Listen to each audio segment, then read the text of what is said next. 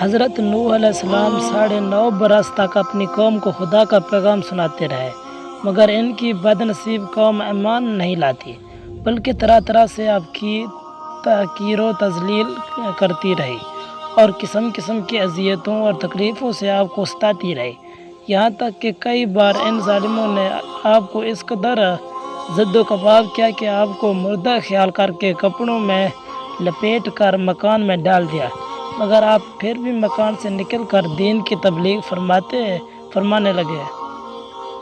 مگر ان اذیتوں اور مصیبتوں پر بھی آپ یہی دعا فرماتے رہے کہ اے میرے پروردگار، تو میری قوم کو بخش دے اور ہدایت عطا فرما، کیونکہ یہ مجھ کو نہیں جانتے ہیں۔ حضرت نوح علیہ السلام کی تبلیغ کے جواب میں قوم نے سرکشی کا مظاہرہ کیا اور آپ علیہ السلام کو جھوٹا قرار دیا، توحید کو ماننے اور شرک کو چھوڑنے سے انکار کر دیا، اور اس کے علاوہ دھمکی دی کہ اگر تم اپنے وعظ و نصیحت اور دین کی دعوت سے باز نہ آئے تو ہم پتھر مار کر قتل کر دیں گے۔ اس انکار و تکذیب اور دھمکیوں کے ساتھ آپ علیہ السلام کی شان میں گستاخانہ جملے بھی کہنے لگے کہ یہ پاگل ہے، یہاں تک کہ ایک دن یہ وحی نازل ہو گئی کہ اے نوح، اب تک جو لوگ مومن ہو چکے ہیں ان کے سوا اور دوسرے لوگ کبھی ہرگز ایمان نہیں لائیں گے۔ اس کے بعد آپ اپنی قوم کے ایمان لانے سے نا امید ہو گئے۔ حضرت نوح علیہ السلام نے اپنی قوم کی ہلاکت کے لیے دعا فرما دی اور اللہ تعالیٰ نے آپ کو حکم دیا کہ آپ ایک بہت بڑی کشتی تیار کریں، اور آپ نے بہت سے درخت لگائے اور آپ نے ان درختوں کی لکڑیوں سے ایک کشتی بنائی۔ اس میں 3 درجے تھے، نچلے طبقے میں درندے پرندے حشرات ارض وغیرہ، اور درمیانی طبقے میں چوہانے وغیرہ جانوروں کے لیے، اور بالائی طبقے میں مومنوں سمیت خود بھی رہے۔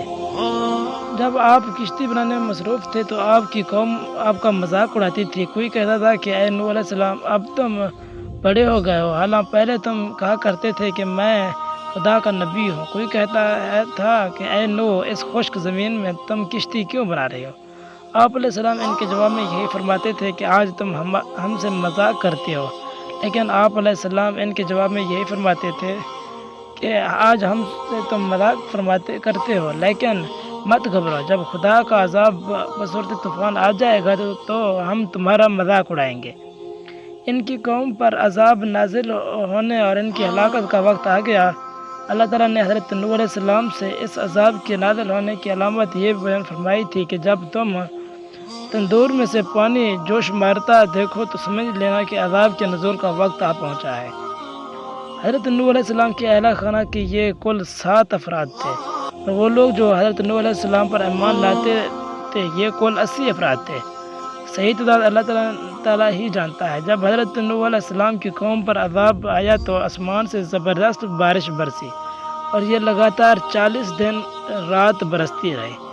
پانی پہاڑوں سے اونچا ہو گیا، چاروں طرف پانی ہی پانی تھا، اور حضرت نوح علیہ السلام کا اپنا بیٹا کنعان اور اس کی بیوی کافرہ تھی، یہ بھی اس طوفان میں غرق ہو گئے تھے۔